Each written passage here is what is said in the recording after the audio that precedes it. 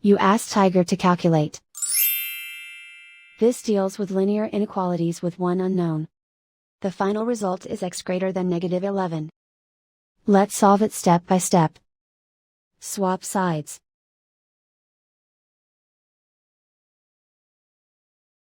Group all constants on the right side of the inequality. Subtract 15 from both sides.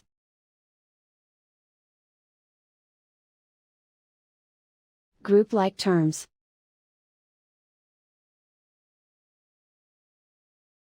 Simplify the arithmetic.